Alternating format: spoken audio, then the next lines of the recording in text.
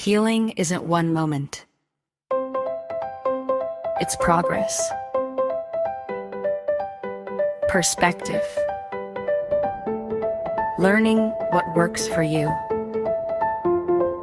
This is The Healing Side. Conversations about growth, mindset, and the journey toward a healthier, stronger life.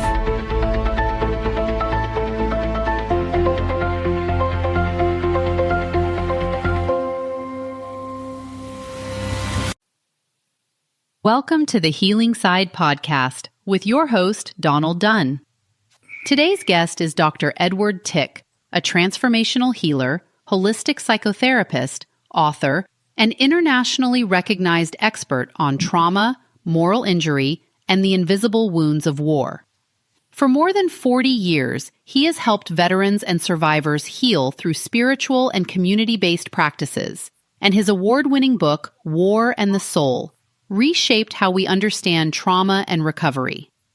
A teacher, poet, and journey guide, Dr. Tick's work is devoted to restoring the human soul in the aftermath of conflict. Dr. Tick, welcome to the show. Thank you very much for having me. Beautiful introduction. Thank you. Thank you. Yeah, absolutely.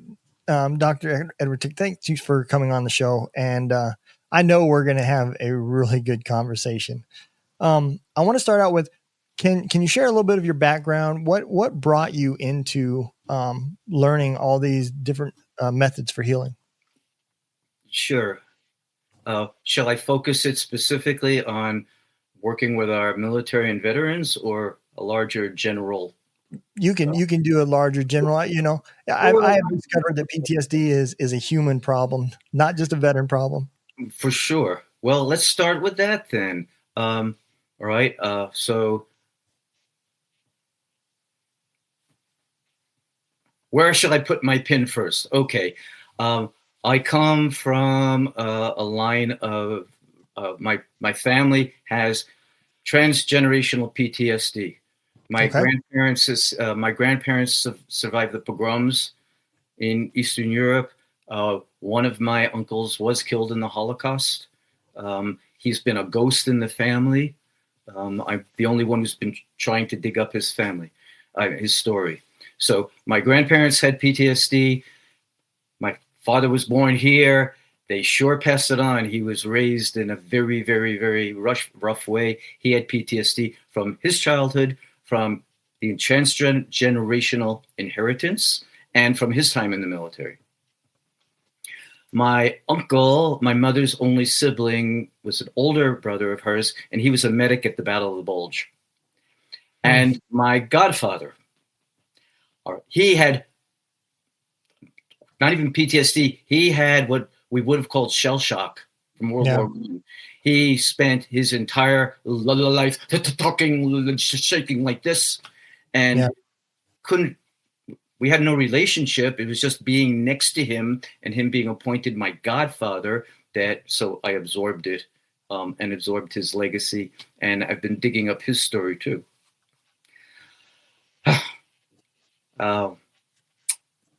I turned 18 in 1969 at the height of the Vietnam War. We all have moral injury. Yeah.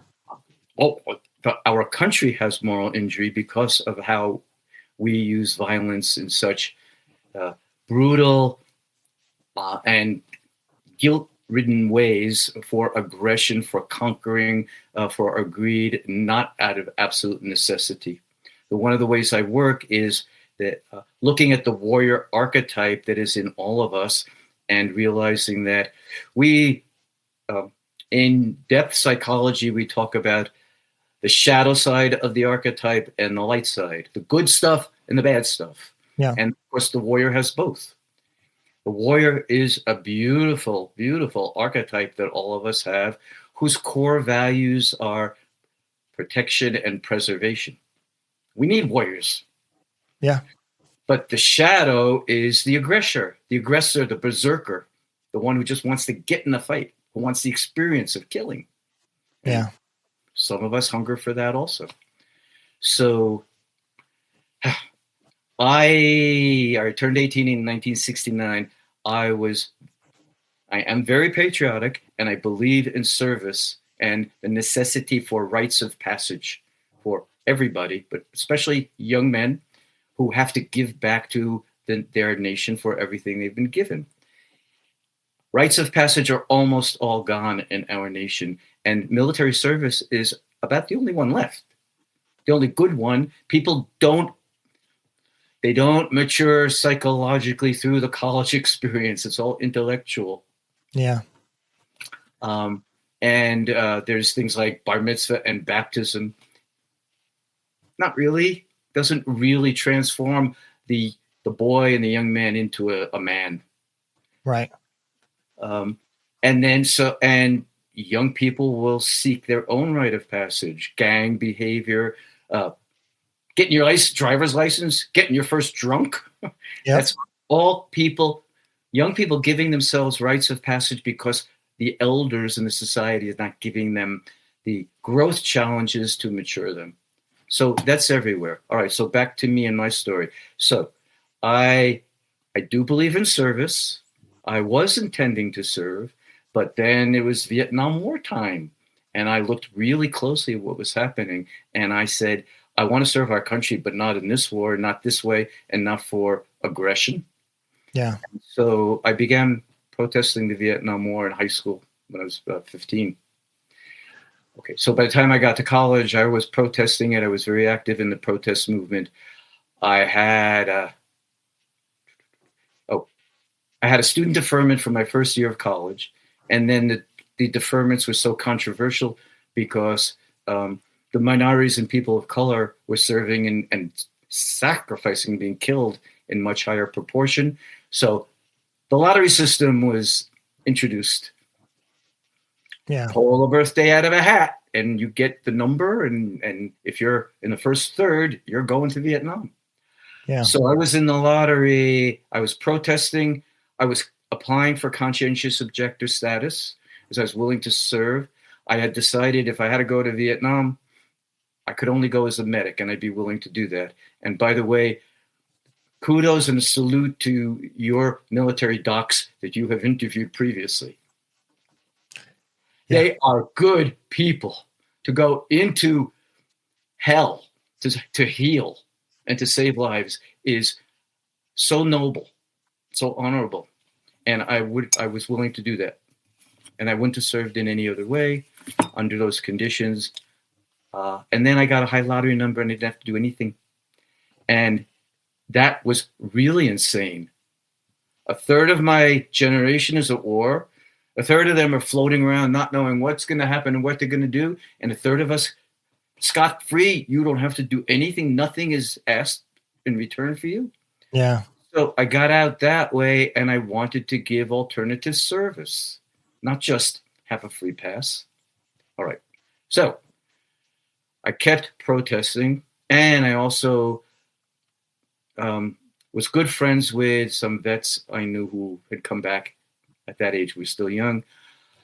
Flash forward to 1975, the year the Vietnam War ended is the year I finished my master's degree.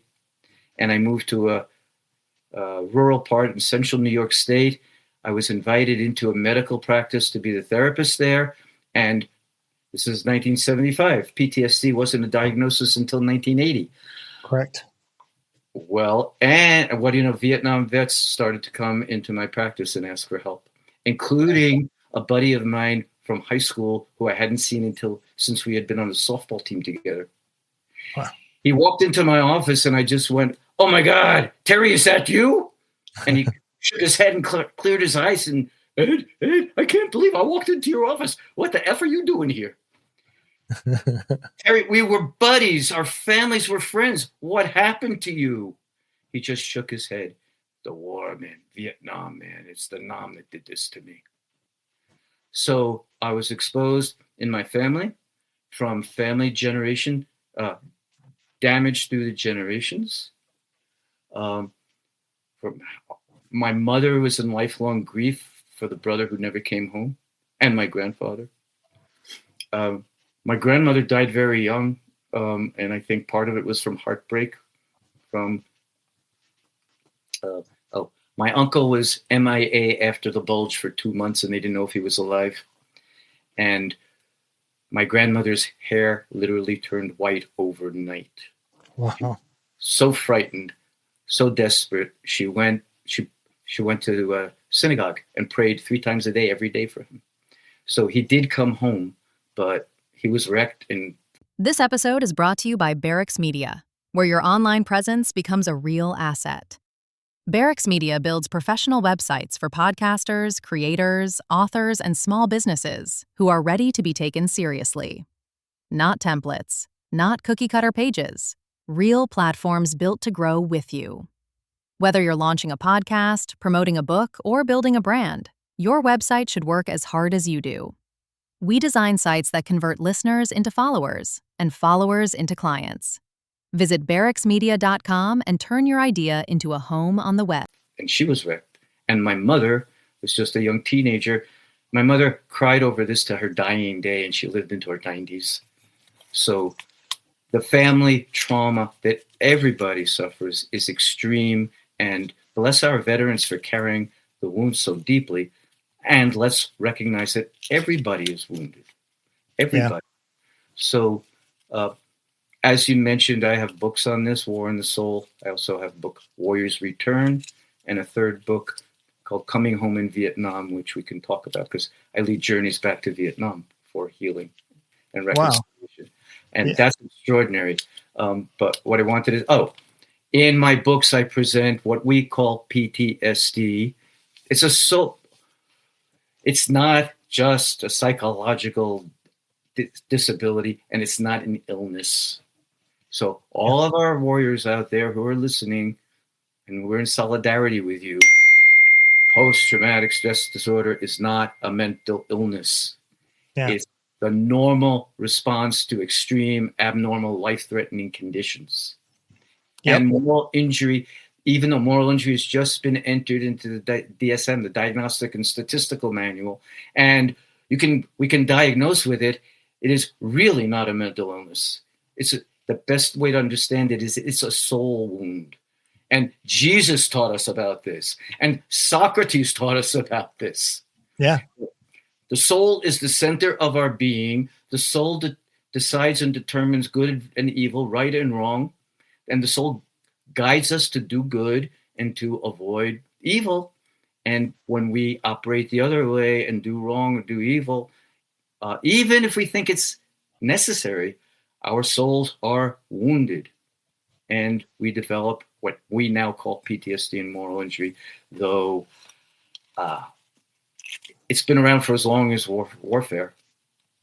The oldest book we have on the planet is the Epic of Gilgamesh, which is the warrior story from ancient Sumeria. So it's 4,000 or 5,000 years old. What we call PTSD and moral injury is in there, really vividly described. Wow. Yeah, I want to co-sign a few things that you just said. I think more soldiers are coming to terms with the fact that they're accepting that we were used and for the wrong reasons. Yes. And anybody that's ever seen that show Band of Brothers, there's actual interview footage of people that were alive at that time. Yes. And they're talking about their times. And one of the questions that they asked was this. I've mentioned this before, but it sticks so vividly in my mind.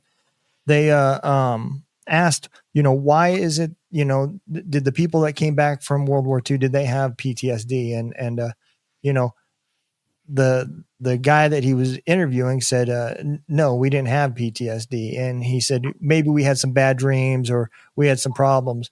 But he said, eventually they just went away. He said, well, then why is it that all the soldiers that are now fighting now, why are they struggling so much compared to what you guys did in World War II and World War I? And he said, because World War II was the last war that was worth fighting.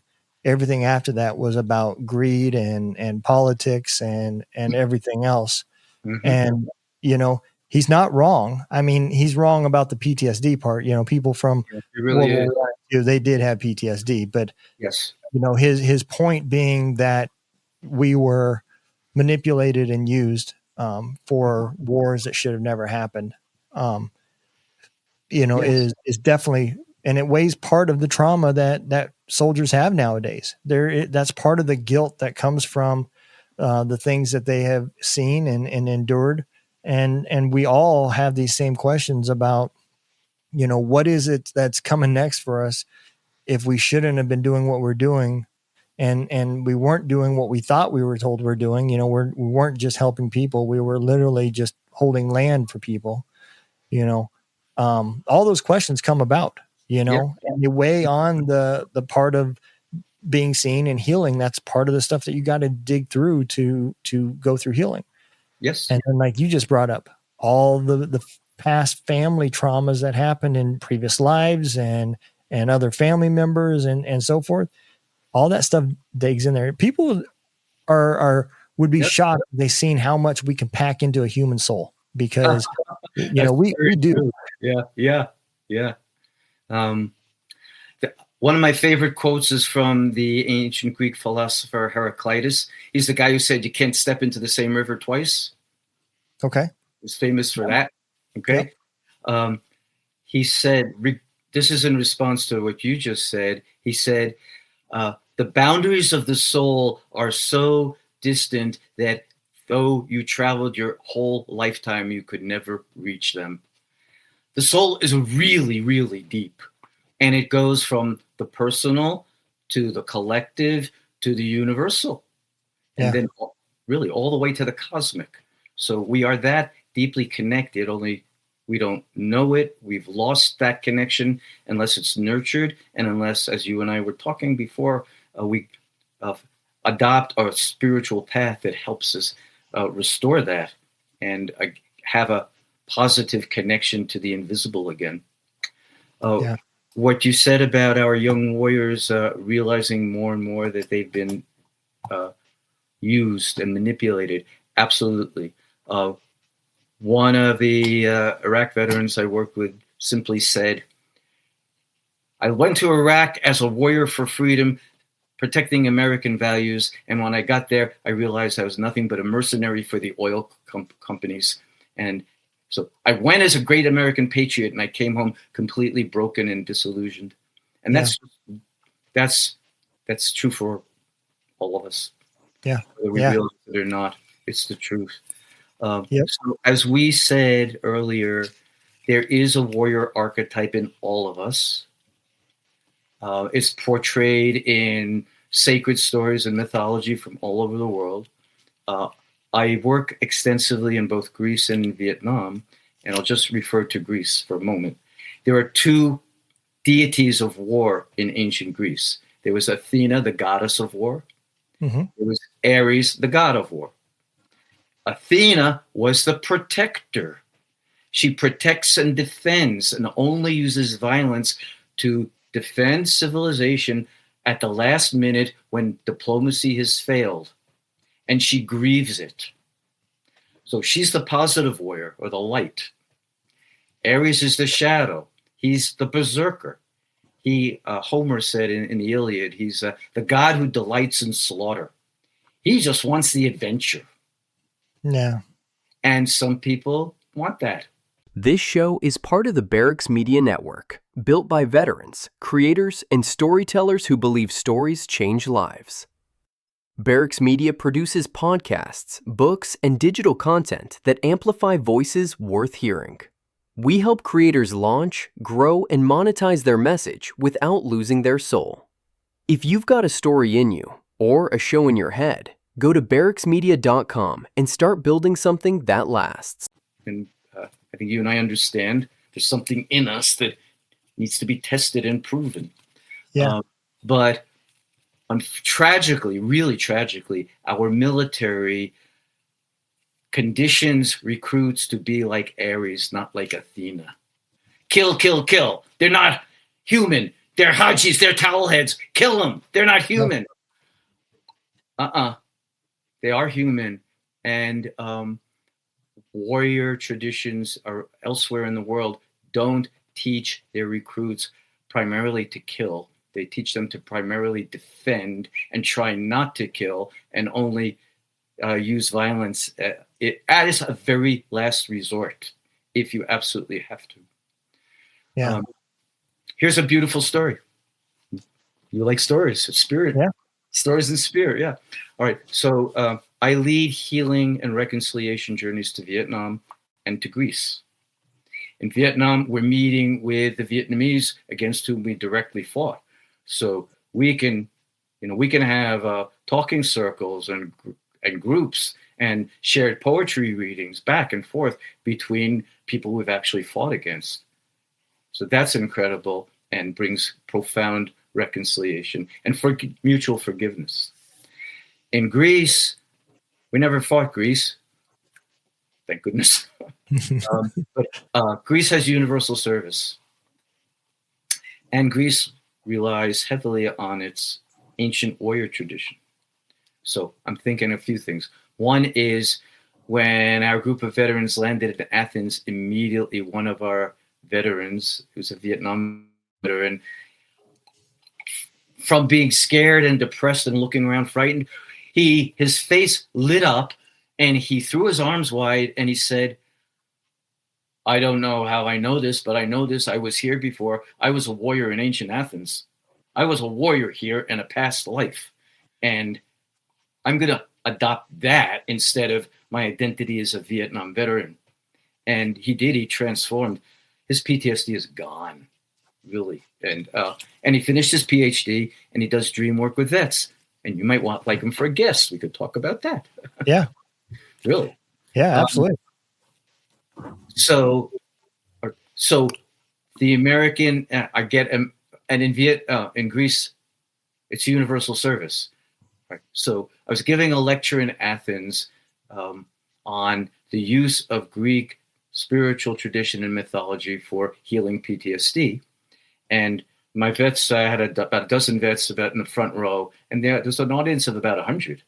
And our vets were really uncomfortable. Do they understand why they're here? Do we know what we went through and how much pain we're in? I don't think they get it. So I said, I hear you, brother. So let's find out. All American veterans, would you please stand up and face your audience? They did. Okay. All the veterans in the audience, please stand up. Every single man in the room stood up, and a lot of the women. They went, oh, this is not what it's like in America. Yeah. They want to hear our story. They respect us. They want to know what we went through. They want to exchange stories. And they're upset that we weren't honored because they teach from their spiritual warrior tradition that no matter what we thought or felt about the conflict, the duty of every nation is to honor and support its warriors and give them everything they need on homecoming to be restored. And so ancient Greece did that. Native Americans do it. We can talk about Vietnam. They do it in Vietnam. I've written about this in my books, and I talk about it a lot. And by the way, while we're on this, Tuesday is Tet, the Lunar New Year. And there was the Tet Offensive during the Vietnam War. And when Americans hear Tet, especially veterans, that's all we think about, the horrible Tet Offensive. Yeah. It's a beautiful, beautiful holiday. It's like Christmas and New Year's and your birthday and Easter and Arbor Day all rolled into one. So I've brought our veterans to Vietnam on Tet for extraordinary reconciliation. The Vietnamese don't say, why were you here and why did you kill so many people? They hug us and they kiss us and they thank us for coming back. And they say, we were never your enemies. And on May 1st, when the war was over, we were your friends. It's taken you all these decades to realize it, but welcome back. We're so glad you're here. Please share our country. And, well, one of my books, it's a poetry collection because I'm also a poet and I write my way. As I'm leading my pilgrimages, I'm writing along the way. So one of my books is called Coming Home in Vietnam, not from Vietnam, but going back to Vietnam to come home there with these healing practices because we can't do it here. Yeah. So no PTSD, almost no wartime PTSD in Vietnam. They know it because they've got car accidents and industrial accidents. Right. But I've researched it for 20 years there. I've worked with their Institute of Psychology. They've researched it extensively throughout the country. They have a couple of the symptoms. Sometimes they have intrusive thoughts and memories. Yeah. And so they go sit by the river and they relax and they meditate and they pray and they calm down. Yeah. They're not tortured by nightmares, not tortured by guilt. The Southern and Northern veterans, their families intermarry and they're all friends and brothers and sisters. They all say we were just trying to restore the independence to our country. We weren't fighting Americans. We didn't want to fight each other. We were forced into this by politics, and it's all gone. Yeah. Regarding what we're saying about PTSD and moral injury, we met with a wonderful elder. His name was, his nickname was Mr. Tiger. And he had been Viet Cong and Viet Minh. He was at war for 25 years. In war against the Japanese during World War II, then the French, then the Americans. He was the gentlest, kindest, friendliest man. Where's your PTSD? All right, so it's not there.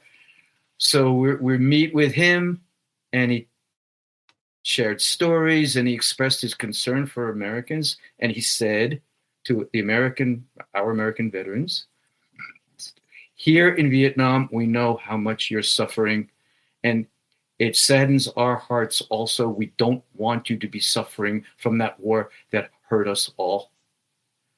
And it is true, we don't have that wound here. One thing he said a few things about it. He said, one reason you have the wound and we don't is because in America you think the wound is here. And he pointed to his head. In Vietnam, we know the wound is here, and he tapped his chest, his heart. And here in Vietnam, we love each other back to health. And that's what we could offer you. Keep coming back to Vietnam so we can love you back to health. So one of our vets said, well, we have epidemic PTSD and you don't have it at all. So how would you advise Americans to avoid or prevent PTSD? And Mr. Tiger just chuckled and said, oh, my brother, that's so easy. To prevent PTSD, just stay home. And then he added, if your country is attacked, of course you and your children must fight to defend it. But that's the only reason to fight. Don't send your children overseas. Don't leave the country's borders and boundaries, because as soon as you step over, then it's aggression and then it becomes PTSD. Yeah. It's ironic, but that's kind of exactly what the gentleman from the interview I was talking about earlier was basically saying. And it is true. That side of war, when it's not justified, regardless, the truth will always come out. And we've seen it. And I think one of the problems that we have with our veterans, especially Afghanistan war veterans, is the truth was put in front of us. All these years of talking about how we need to get out of it. We're trying to figure out how do we walk away, and then the way they just up and left and just said, well, we're gone. See ya.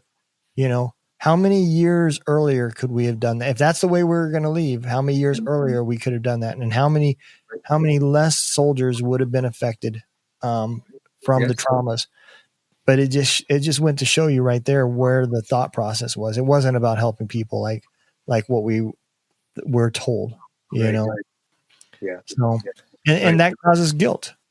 I want to dig into a little bit of, I'm really fascinated about your journeys back to Vietnam and And I want to dig a little bit further into that. Can you walk me through how did that start and what does it look like? I know that's a big question, but Sure. No, that's great. I'd love to share that. Would you like to hear a poem from the book to start? yeah, absolutely.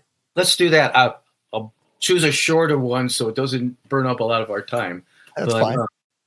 This really, okay, here's a good one. And this one really demonstrates how the journeys work. Now, before we start, are we speaking journeys as in physically going to Vietnam, or are we speaking spiritual journeys? Well, I do both, but we're talking about physical journeys. Okay. Just for the listeners, I wanted to make sure that we were all on the same track. Okay. So catching our listeners up a little bit, a major healing practice that I use that's actually goes back to Neolithic times is pilgrimage. Travel long distances to arrive at a sacred place where you can connect to your own soul and to the spirit world and have hopefully transformational growth experiences that bring your soul back and put you together. So, and a psychologist said to me, well, pilgrimage, that sounds spiritual. That's not therapeutic. And I said, okay, then call it immersion therapy or milieu therapy. We're immersing in the culture because of what it offers us that our culture doesn't have, and we're in a healing milieu. So, yeah. Right. Okay. So, so I'm talking about, all right, so I've led 19 physical journeys back to Vietnam. And wow. I take veterans, I take their spouses or their widows, or their survivors, their children. I've brought some Amerasian children, American soldier fathers and Vietnamese mothers, for those who aren't familiar. Some of them living here come back. I brought peace activists who were trying to help Vietnam and help try to stop the war. And they wanted to go and be with the Vietnamese people and be honored for their service, because they don't get that here, but they get that over there. And also, they really wanted to be in country with our veterans and reconcile. I was protesting against what you were doing during the war, but not against you. And we got to put our generation, our country back together. Yeah. So let's see. So I began working with our Vietnam vets, as I said, right after the end of the war, in the mid to late 1970s, before the diagnosis. I don't know exactly when I said I want to go back myself, but I really wanted to meet the Vietnamese people and know what they went through and how they endured and resisted and whether they have PTSD. We didn't have the phrase moral injury yet. And I also had been, as you know from my books, I've been researching warrior traditions worldwide. And so I know about many, many stories from other wars and other times and places where warriors who had fought against each other met afterwards and entered into a brotherhood and reconciled and more than forgave, understood and affirmed and honored each other. And I was hoping that could happen with the Vietnamese. So I led my first journey in 2000. I began leading pilgrimage to Greece in 1995. And I was practicing that for 5 years. What's it like to be overseas on the road with 10 or 15 people and, guide them through intensive growth work and trauma healing work. So I had to learn I could do that first, and I did that in Greece. And then in 2000, I began leading journeys to Vietnam, and I did it every year until the pandemic stopped it. So I've led 19 healing and reconciliation journeys to Vietnam. Between like 12 and 20 people on each journey, half or more veterans. So perhaps about 300 Americans have gone back to Vietnam with me. So those are the physical journeys. Then I also do spiritual journeys here through workshops and retreats, therapy work with visualizations. This may not play in time. Next week is TED. This Sunday, I'm giving by Zoom. It'll be nationwide. I'm giving a program on TED with a Vietnam vet brother who was there during TED. So I'll talk about what TED is to the Vietnamese and spiritually, and he'll talk about what TED was during the war, and then how we put it together, and how if you learn what TED is, then you can release the pain of being in the TED offensive during the war and join with the Vietnamese in understanding this as a spiritual time and using the spiritual practices. So that's a little bit of how it happened and what it's like. We go all over the country. Every itinerary is different because every vet wants to go back to his AO. Right. Where I fought, and I want to see what it's like now, and I want to see if any of the people are still there, and I want to talk to the villagers and all that. So every itinerary is different, and we really research hard to get to some really remote places in the boonies that are really hard to find, but that's where people were serving. So we find them. We find the places people served, the places their brothers were killed. We often meet Vietnamese veterans who are in the same battle, who are fighting over the same hill, and directly can share stories. Every time we go to a battle site, we do ceremony there. We do sacred work. And every time, if they just appear, local Vietnamese people appear and come and join us. And even if they don't speak English, they see us praying and holding incense, and they ask to be with us. And they put their arms around our veterans, and they give them some food. And they tend our veterans like our veterans are there wounded, and they want to bring them home and heal.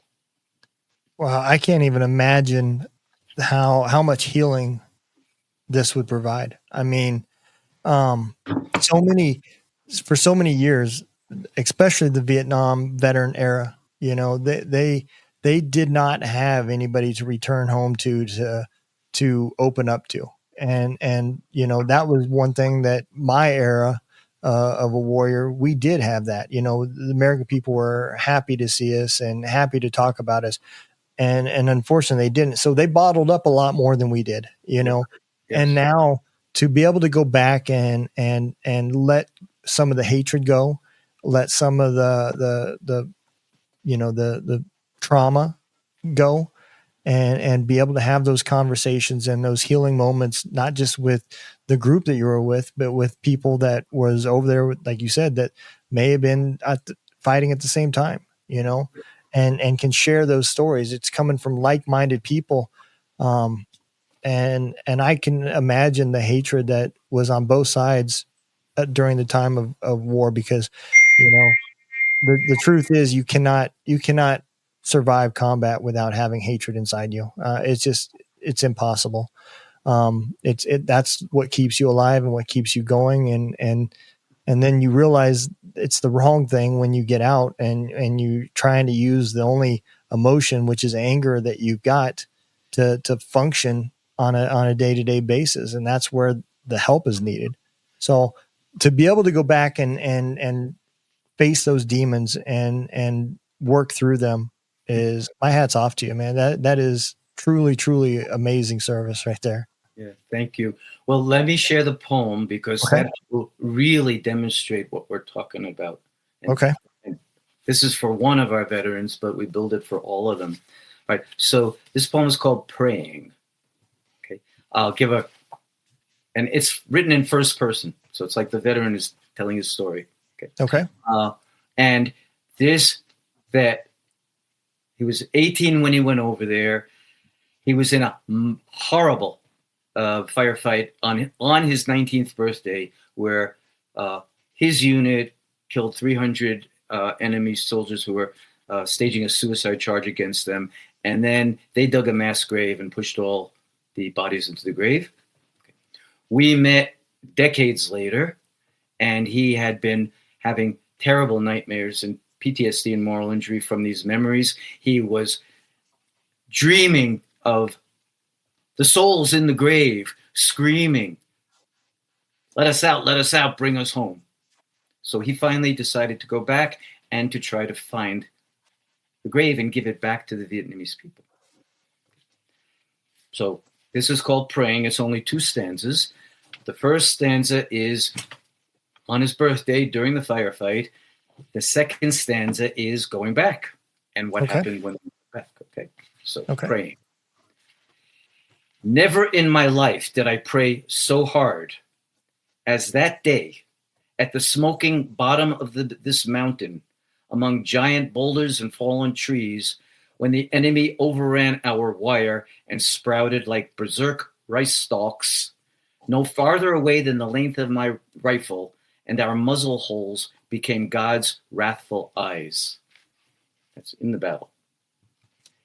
Never in my life did I pray so hard until today, when we're back there, on the cloud-crowned top of this mountain, among smiling statues and wafting incense.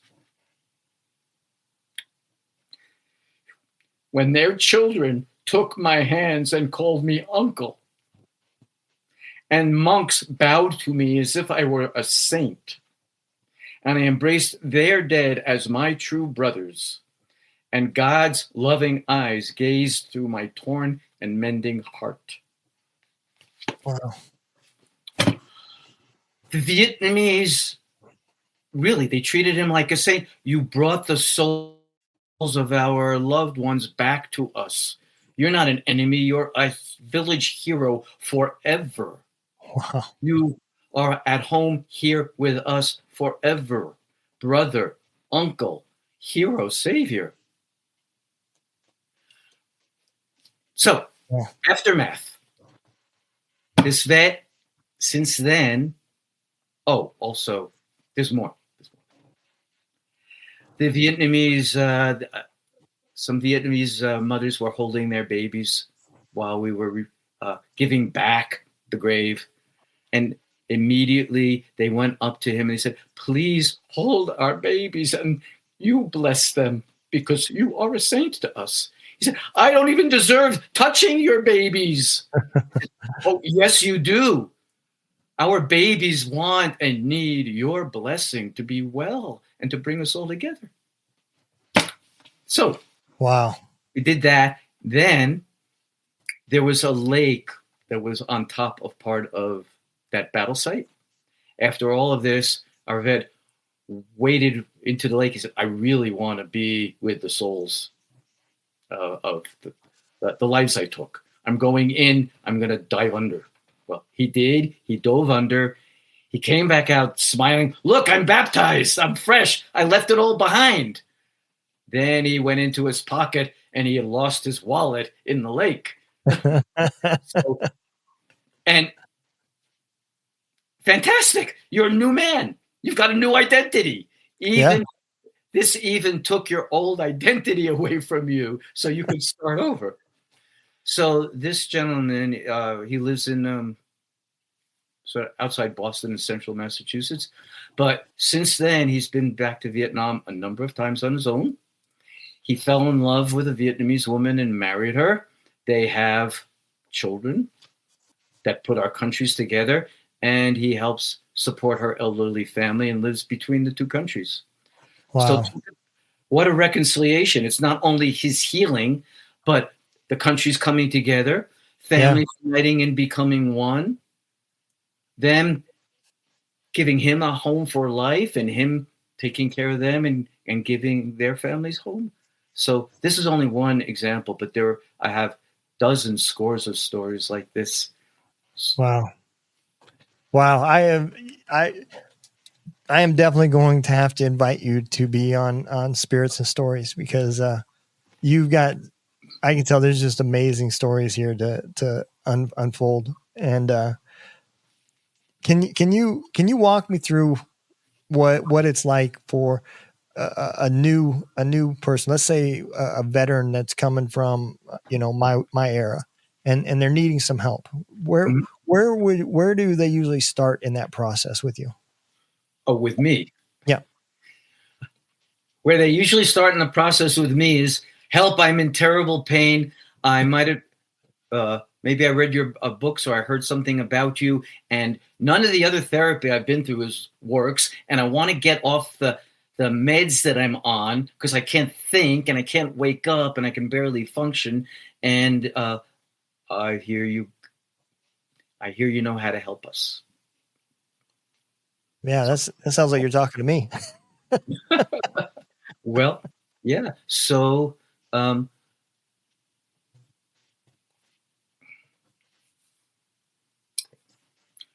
your suffering makes sense. Your suffering means that your soul is still and heart are alive and kicking inside you and wants to come back. When we're in so much pain, it's because our souls are cracking open and want to tell our stories and want to come out. Yeah. And if we're going to work together, I'm sorry, I'm not going to work with you to reduce your symptoms and just make you comfortable so you can go to work tomorrow. Lots of people do that, and the medications do that, but then you're dependent on the medications to control the symptom, and you're not healing.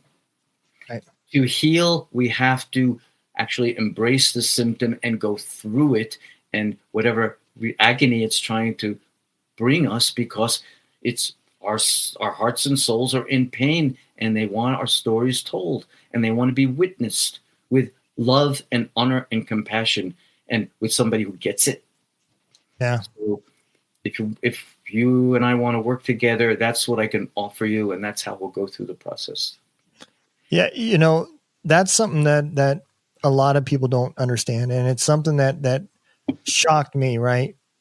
I ain't gonna say shocked, but it made sense, because one of the things that I've learned is that every lesson that you were put on this earth to learn, that you put in for, it's to allow your soul to learn how to love and to be better at that. Right. Right. And the human side of us, we resist love and those feelings, at least in the male side, for sure. Yeah. And it makes that learning that much harder. Right. Yes. And then when you go back and you say, okay, we're going to work through these emotions and we're going to work through these feelings and allow you to be able to love again, because that's what your soul wants. It's not as easy as what that sounds, because our Right. human side fights it. Yes. Mm-hmm. Yes. And when we start to open our hearts and souls again, we've got to deal with everything that's accumulated in there. Yeah. Another good quote from ancient Greece, Hippocrates, who we call, the father of modern medicine. Yeah. His father and his grandfather were priests of Asclepius, the healing god. So he was in a healing lineage. He just made it scientific. But regarding what you just shared, right, he said 2,400 years ago, all illnesses begin in the soul and accumulate and eventually end up in the body. That makes sense. So I just had somebody said something to me a few weeks ago. It was a guest, as a matter of fact, and we were discussing cancer and how ailments on the skin can have a certain meaning, and we talking energy work is what we was really talking about. Yes. And when you just said that, it just clicked for me, because I did not understand what it was that they were trying to explain. And then when you just said that, it just hit me. So You got it. Good. Absolutely. Mm-hmm. Man, I got so many podcasts that you need to be on. That a buddy of mine, he's an Army veteran. He does a podcast called the Shaman Stories, and he does a lot of work with helping veterans as well. And I'm gonna reach out to him and ask if he would have you on his show as well. I definitely want you to come on Spirits and Stories, and where we have a little bit longer time to talk and really dive deeper into some of this. Thank you, Don. I'd love to. Everything you're saying, yes. I can share stories about spiritual breakthroughs that some of our warriors have had in the midst of their firefights. Oh, When wow. life is the most threatening and you've got to stay so intensely focused every second or else. And then everything breaks open and your soul comes alive and comes to the fore. And people have had visions. People have experienced their souls leaving their bodies and being above watching the battle. I've got so many stories for you. Wow. And in fact, yeah. Last quick one for now to this one. Because, Absolutely. Go ahead. yeah, this is one of the most important experiences I ever had doing therapy, because it really solidified that I was on the right path, and what you and I are sharing is the right path for warrior healing. So this was, I begin my book War in the Soul with this story, and that was published in 2001. So this story happened at least 30 or 35 years ago. I was working with the very first session a Vietnam combat veteran came in for. He survived the siege of Khe Sanh during the Vietnam War, which was a really brutal 4-month siege way out in the wilderness. Massive casualties on both sides. And the very first time we met, when he started to tell me that, he said, I just asked, well, starting to tell the story of being at Khe Sanh, and I asked, how are things with your soul? And he said, my soul fled. What do you mean your soul fled? I felt it. I saw it at the siege of Khe Sanh during a suicide charge. My soul left my body and fled up the hill ahead of me. And he said, I was trapped among the charging enemy soldiers. They were all around me. I should have been dead 1,000 times over, but I was running with them up the hill back to our position. And my soul pulled me through the enemy soldiers and up the hill, so I got there without a scratch. So, and this was a very simple man from the countryside who had not a trip. Didn't have any higher education or religious education. This was pure experience. Yeah. So he said, well, the blessing of that experience was that I learned that I have a soul and it's real. The curse is it hasn't come back into my body yet. So, I get that. So and soul loss during combat and violent experiences is a real experience. People really do have it. Car accident. You're about to crash. The soul flees the body. Right? Okay. So this is a real experience you're sharing. So where is your soul now? He pointed to the empty chair that was next to us, and he said, my soul's right over there, watching you, listening to you, deciding if you're full of shit or not, deciding if it's going to trust you, and we're going to go through this together. So, great. So I turned to the empty chair and I bowed and I said, oh, Arthur's soul, I'm glad you're here also. I'm glad you never severed the connection, so you've kept him alive. And thank you both for coming in to talk. And let's see if we can put all this together. So it started that way.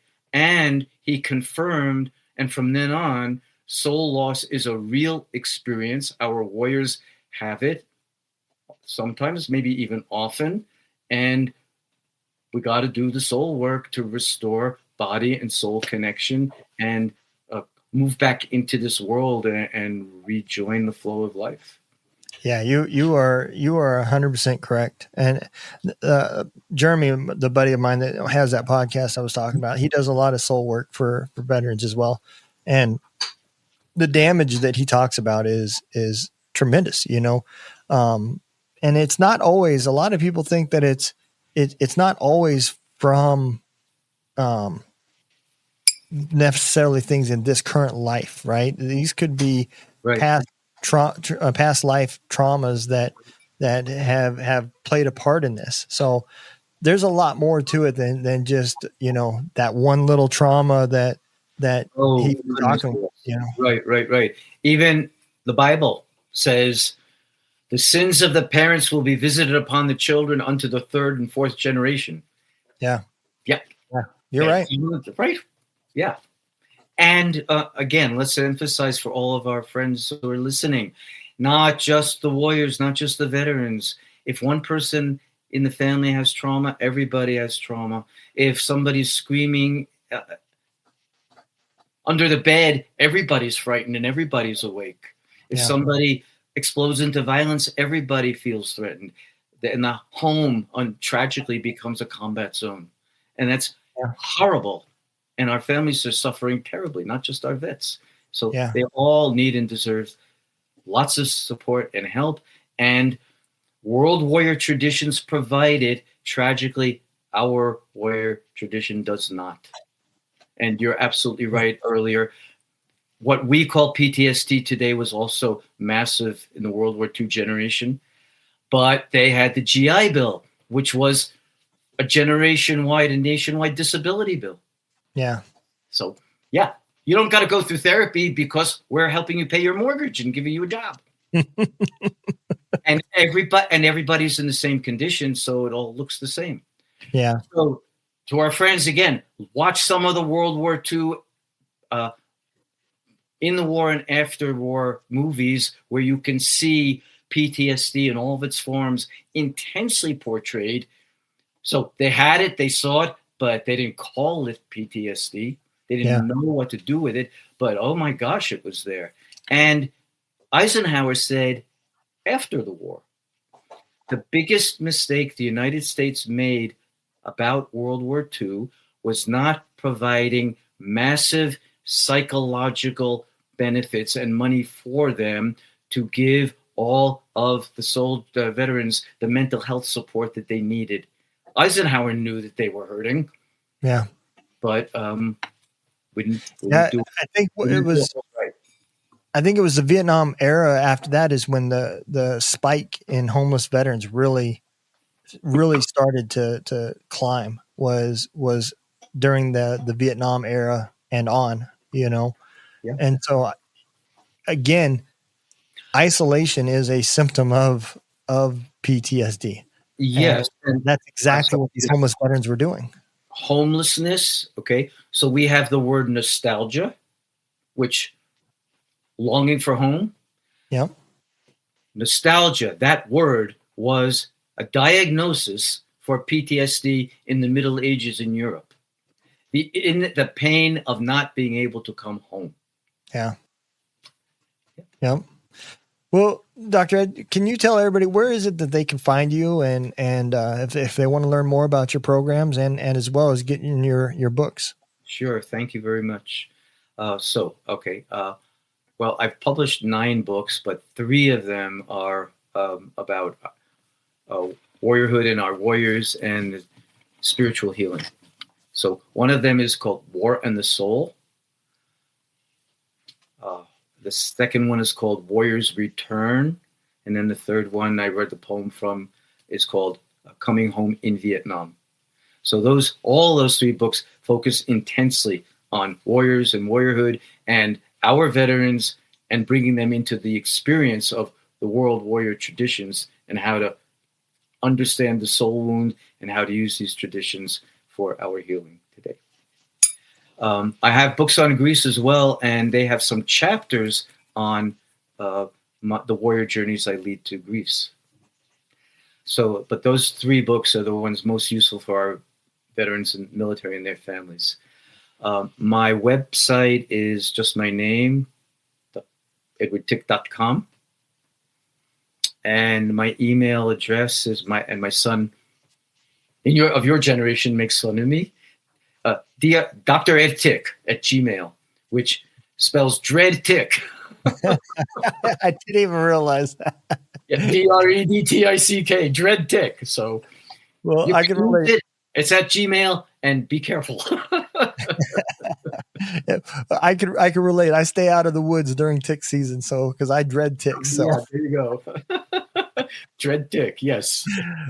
well, I hope everybody got something out of this. I know I did, and I'm as soon as I'm done here, I'm going to send you the invite to come on Spirits and Stories, Thank and you. I will definitely be reaching out to some of my other friends because you've got so much to say that veterans need to hear out there, and I think that's what it's about, is about passing the messages on and letting people know that, one, that spiritual help doesn't mean that you have to give up your religion. A lot of veterans think that doing soul work and energy work and even going back and reliving these places and doing healing that way, none of that takes away from your religion, and you can believe how you want and still do the work and still heal and still eventually get off these medications that are controlling everybody that's on them. I can relate. I've wished to be off of them for quite a while, but it's not easy, and it is tough, but it's the one thing that you hear veterans say over and over and over again is they just want to be able to feel again and be normal. And Yes. it's hard to do. So It's really hard to do, and get support, human support and spiritual support, for opening your heart and allowing all that accumulated energy and emotion to come out. You feel so much in there. God bless you. And we all need to know it and hear it and carry it with you. Yeah, And it's going to absolutely. hurt when it comes out, but you're going to feel so much better afterwards. I agree. I agree. And I know you're right, because even podcasting and all the discussions I've gotten has brought me a long ways as well. So, I can tell. sharing your stories and working with others to help heal is not a bad thing. So It's a blessed thing. Thank you. yeah, I appreciate everything you're doing. Well, I hope all of you guys take care, be safe, and we will catch y'all next time. You've been listening to The Healing Side, a podcast from the Barracks Media Network. Thanks to our guest for sharing their perspective, and thank you for listening. Find more conversations focused on growth and well-being across the Barracks Media Network. We'll see you next time.